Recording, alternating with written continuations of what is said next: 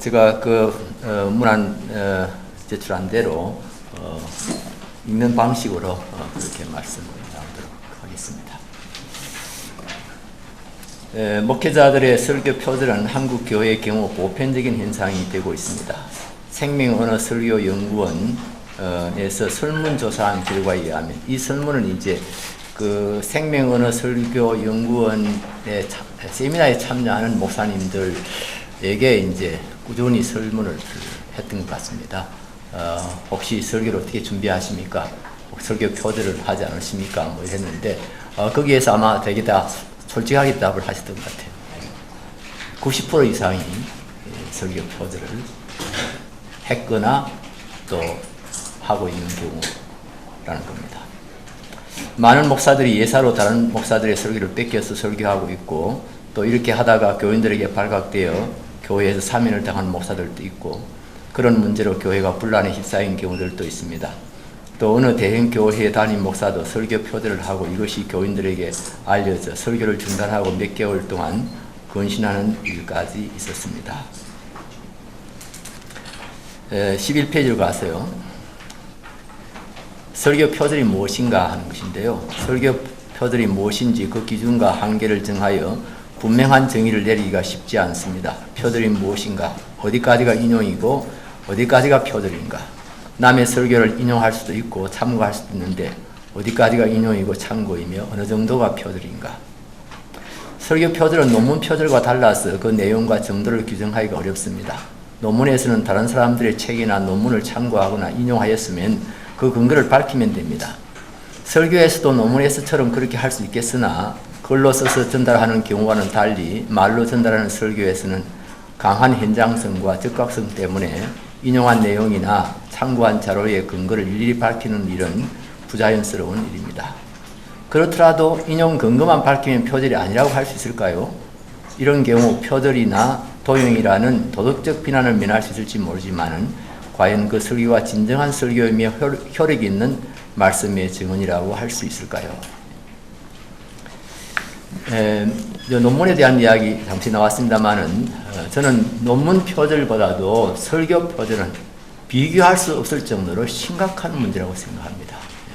논문 표절은 도덕성의 문제 있고 또 그 영향의 한계가 있지만은 설교는 이것은 많은 사람들에게 대상이 되고 있고요. 그 다음에 목회자의 영성 문제, 또 교회 장례 문제 이런 거하고 직결되어져 있기 때문에 이건 보통의 문제가 아니라고 생각을 합니다.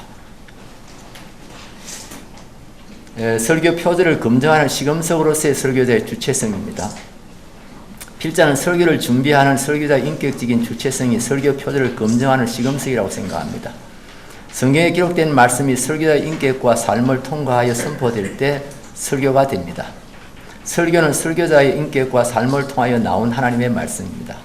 설교를 이렇게 정의한다면 표절 설교는 설교자 자신의 인격을 통해 나온 것이 아닌 다른 사람의 인격과 노력을 통하여 나온 것을 자기에게서 나온 것처럼 설교하는 거짓 행위입니다. 쉽게 말하면 설교 준비를 하는 사람의 주체적인 활동 여부가 표절을 분별하는 시금석이라는 말입니다. 제 이름도 주체고 해서 주체란 말을 쓰고 있습니다. 그 설교를 준비하는 사람의 그 모든 활동에 또 그 바탕, 그 주체성이 중요하다는 이야기입니다. 특히 하나님과의 인격적인 관계가 설교 준비의 바탕입니다. 말씀 묵상과 기도를 통해 하나님과 교제하고 소통하는 일이 일상적으로 이루어져야 하고 여기서 설교 준비의 바탕이 닦여야 합니다. 설교를 준비할 때 구체적으로 기도하며 본문을 묵상하고 주성이나 관련 서적을 참고하고 때론 다른 사람의 설교를 참고할 수도 있을 것입니다. 그리고 본문의 중심 주제를 파악하고 대소지를 잡은 후 원고를 작성합니다. 준비 과정은 약간씩 다를 수 있겠지만 만약 설교자가 이런 과정을 밟으면서 자신이 주체적으로 설교를 준비했다면 그런 설교는 창작이지 표절이 아니라고 하겠습니다. 그런데 이런 과정을 거의 생략하고 참고서나 설교집 등을 참고하고 인용해서 쉽게 준비를 했다면 그것은 표절이라고 해야 할 것입니다.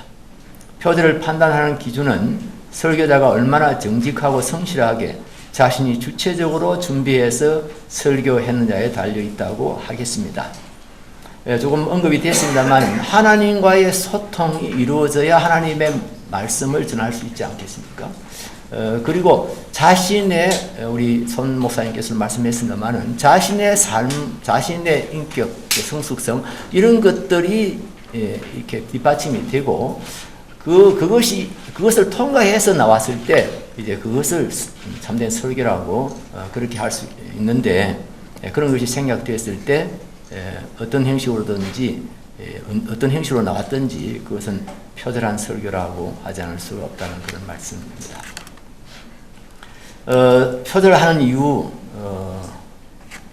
주로 뭐 설교 횟수가 너무 많다는 거, 이게 아마 제일 큰 이유가 아닐까 이렇게 생각이 됩니다.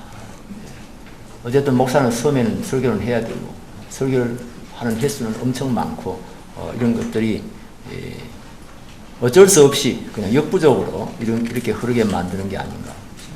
둘째는 게으름입니다. 말씀 묵상과 기도 생활이 게으른 것입니다. 또 부지런히 일하는 목사를 하더라도 말씀 준비와 전파에 우선순위를 두지 않고 다른 일에 더 많은 시간을 빼앗겨 말씀 사역이 제대로 이루어지지 못한다면 그 목사도 성실한 목사라고 할 수가 없을 것입니다. 너무 다른 일에 바쁜 것 같아요. 저도 좀 목회하면서 그런 거 많이 느꼈습니다. 이 주변 일에 너무 목사들이 바쁩니다. 그게 또 하나의 심각한 문제고. 그런데 주변 일에 너무 바쁘게 지난다 해서 그 양반이 참 성실한 목사다 이렇게 말할 수는 없으리라고 생각합니다. 정직하지 못한 성품 때문입니다. 정직함은 인격의 기초입니다. 이는 지도자에게 가장 강하게 요청되는 성품입니다. 그런데 이것이 결여된 사람이 어찌 하나님의 진리의 말씀을 전할 수 있겠습니까? 더구나 설교하면서도 정직하지 못하다면 과연 하나님께서 그런 사람을 통하여 무슨 일을 할 수 있겠습니까? 네 번째는 설교자로서의 기본 자격이 갖춰져 있지 못하기 때문입니다.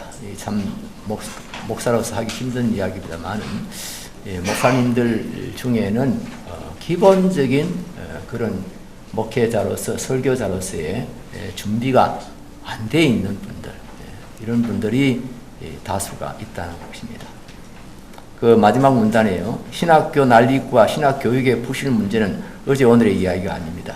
그리고 이것이 가장 심각한 문제인 줄 알지만은 이를 조정하고 통제할 어떤 사람도 기관도 없습니다. 설교자로서의 소양도 자격도 갖추지 못한 사람들이 목사가 되어 과중한 설교 사역을 하게 되니 수단 방법을 가리지 않고 표절도 하고 도용도 하게 되는 것입니다.